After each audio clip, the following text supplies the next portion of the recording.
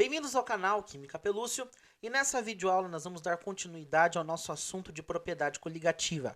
E nós vamos falar, gente, de um dos caras que é protagonista nesse assunto, beleza?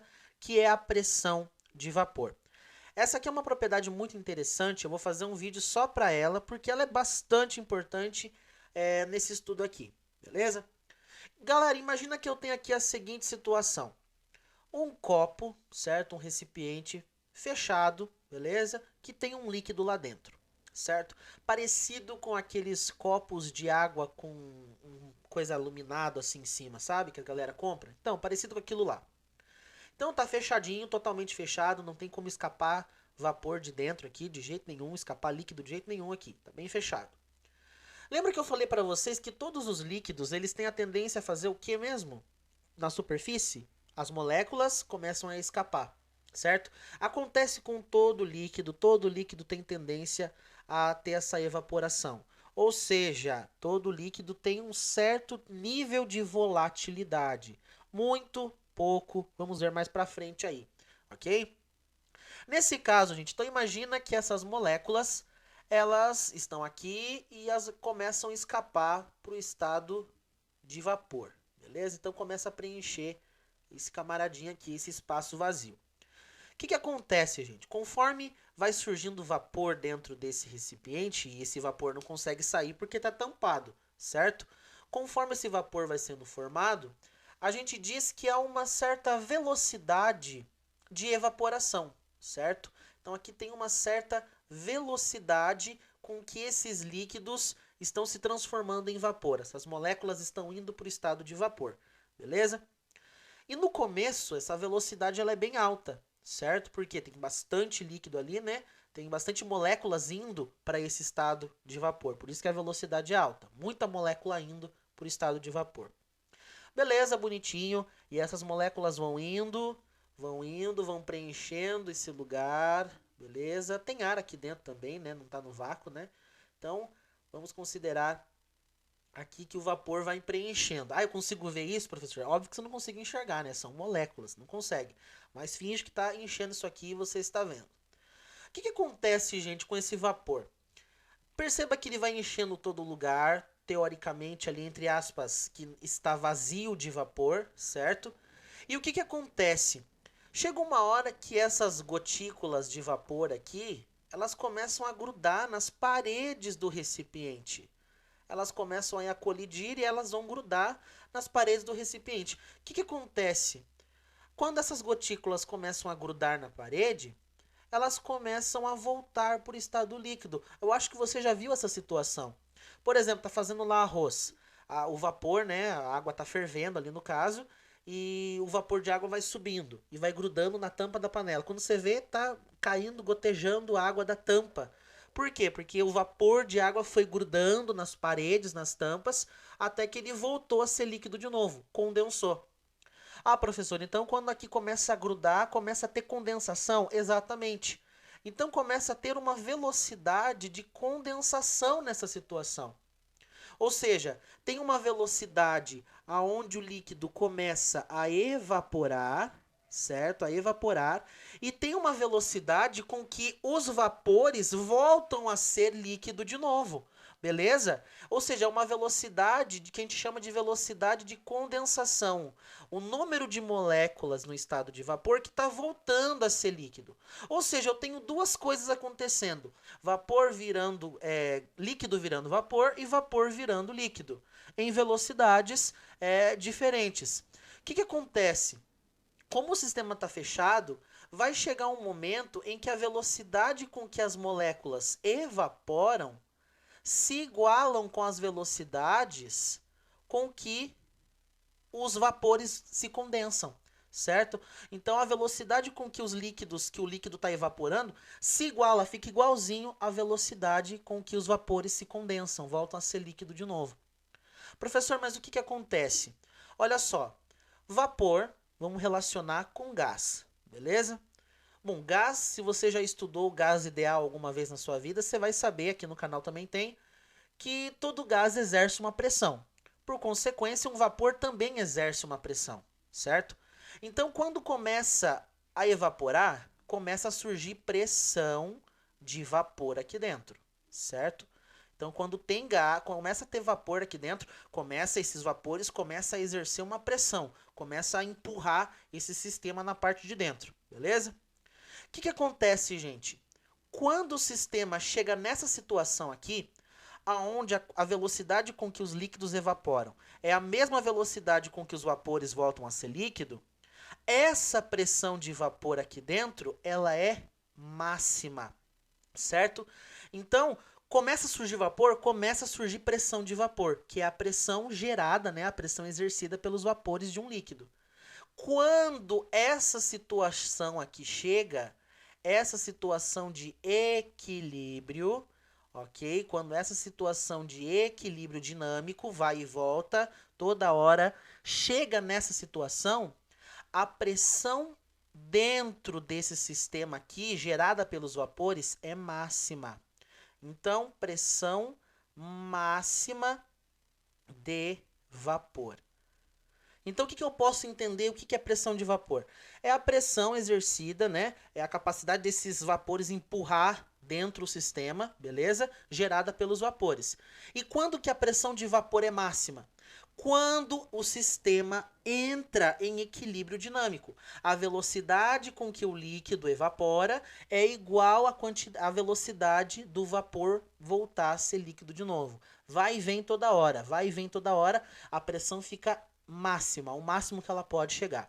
Beleza? Bom, gente, entendendo que isso é pressão de vapor, vamos entender o que influencia a pressão de vapor. Beleza? O que deixa ela mais alta, o que pode deixá-la mais baixa. Beleza? Então, pressão de vapor é a pressão exercida pelo vapor de um líquido, e a pressão máxima é quando ela chega nesse equilíbrio dinâmico entre a fase líquida e a fase de vapor. Primeiro fator, gente, que influencia no valor da pressão de vapor é a temperatura. Beleza? Temperatura. Como que a temperatura vai influenciar nisso daqui? Saca só. O que acontece, gente? Quanto maior for a temperatura, certo? Quanto maior... Eu pego lá um líquido e começo a ferver ele. Quanto maior a temperatura, mais partículas vai ir para o estado de vapor. Concorda comigo? Quando eu fervo lá a água, por exemplo. Quanto mais eu vou fervendo, mais vapor vai sendo liberado. Por consequência, quanto mais vapor liberado, mais pressão de vapor eu vou ter. Então, quando aumenta a temperatura, eu aumento a minha pressão de vapor. Beleza? Porque mais vapor vai ser liberado. Então, tranquilo? Temperatura maior, maior a pressão de vapor, porque mais vapor eu vou ter dentro desse sistema. Beleza? Segunda influência, gente, é a natureza desse líquido. Isso daqui nós vimos na última aula. O que é a natureza de um líquido? É o tipo de interação molecular. Natureza. Eu coloquei tudo errado aqui, né? Então, natureza. O que é a natureza de um líquido, gente? Em outras palavras, são as forças intermoleculares que ligam essas moléculas, certo? Saber a natureza de um líquido é saber que tipo de força intermolecular age nesse líquido. E a gente viu isso na outra aula. Vai ficar simplesinho. Lembra que eu disse para vocês, quanto mais forte for a interação, quanto mais grudada as moléculas, mais difícil é dela evaporar. Mais difícil é ela ferver. Por consequência, mais difícil é para esse líquido se tornar vapor. Então, uma força intermolecular muito forte, gera pouco vapor. O líquido não ferve com tanta facilidade e ele também não evapora com tanta facilidade. Por isso, menos vapor eu vou ter. Então, ó, quanto mais forte a interação entre as moléculas, menor é a pressão de vapor, certo? Porque muito grudado não consegue ir para o estado de vapor com tanta facilidade.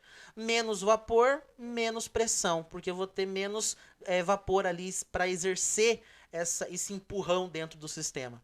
Então, muito fortes as ligações, menor a pressão de vapor desse líquido, ok? A gente pode colocar isso dentro até de um gráfico. Lembra da água, éter, álcool? Lembra disso? Vamos relembrar aqui, ó. Então aqui, ó, água, o álcool e o éter. Você lembra lá, dá um pulinho, caso você não recorde muito bem. Mas a água é a que tem interação mais forte. Então aqui, ó, crescendo a força, certo?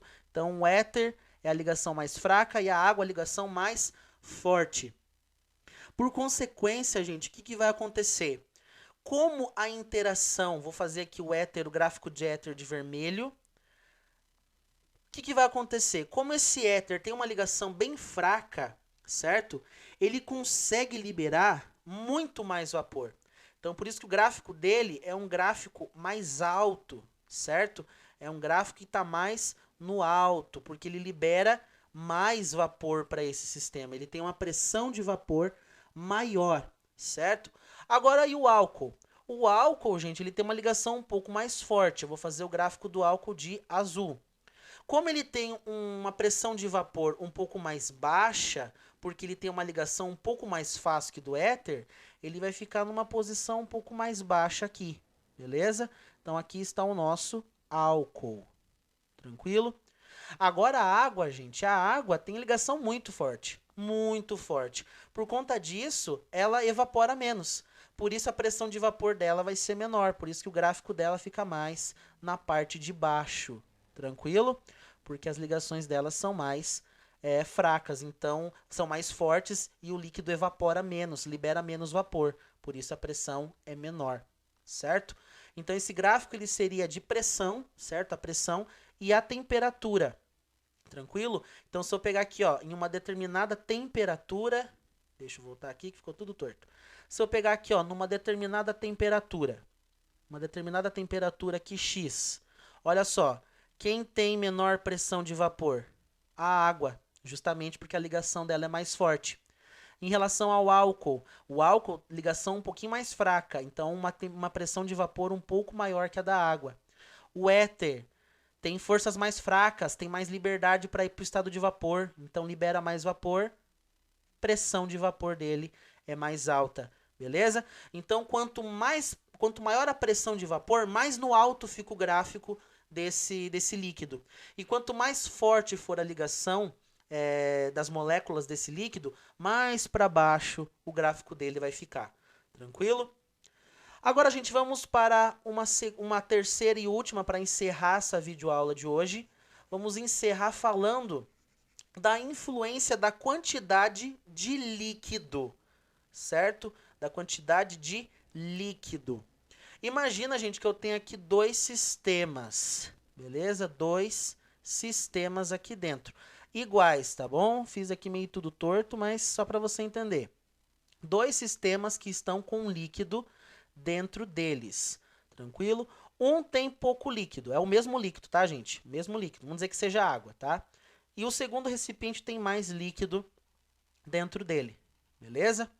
A pergunta que eu faço, obviamente aqui, ó, vamos considerar que eles estão numa situação de equilíbrio, beleza? Eles estão numa situação de equilíbrio, onde a velocidade que evapora é igual à velocidade que se condensa, beleza? Nessa situação, você diria que aonde tem maior pressão de vapor? Aonde tem pouco líquido ou aonde tem muito líquido? O que você me diria nessa situação? Se você disser aonde tem mais líquido é aonde a maior pressão de vapor, você errou. E se você pensou que aonde tem menos líquido tem maior pressão de vapor, você também errou. Por que, professor? Porque a pressão de vapor de um líquido em uma dada temperatura, ela não depende das quantidades de líquido e de vapor presentes no sistema. Ah, professor, mas aqui eu tenho mais líquido e menos vapor. Aqui eu tenho menos líquido e mais vapor. Só que aqui, gente, não tem nada a ver, beleza? Não tem nada a ver. A questão é a natureza que esse líquido tem. Esses são os dois fatores, certo? Se eu pegar, por exemplo, se esse sistema estiver a 100 graus Celsius, o primeiro aqui a 100 graus Celsius, e esse segundo aqui a 50 graus Celsius, aí tem diferença de pressão de vapor, beleza? Porque tem diferença de temperatura. Mas aqui eu estou considerando que eles estão na mesma temperatura, sei lá, 60 e aqui 60 graus Celsius. Mesma temperatura e é o mesmo líquido, então é a mesma força intermolecular. Então, quando está na mesma temperatura e é o mesmo líquido, não importa a quantidade de líquido que eu tenha, não importa a quantidade de vapor que eu tenha. Ambos aqui apresentam a mesma pressão de vapor quando entram nessa situação aqui de equilíbrio. Beleza? Então anote isso, gente. Isso aqui é muito pegadinha de questão de vestibular. O que influencia de verdade? A temperatura que o líquido está e a natureza desse líquido, as forças intermoleculares. A quantidade de líquido, a quantidade de vapor, sendo do mesmo líquido e na mesma temperatura, não influencia em nada. Quando entra em equilíbrio, é a mesma pressão de vapor. Beleza? Bom, gente, então era isso por essa videoaula. Espero que você tenha entendido o que é pressão de vapor e o que influencia de fato a pressão de vapor. Então, na próxima aula, vamos dar continuidade sobre o assunto propriedades coligativas.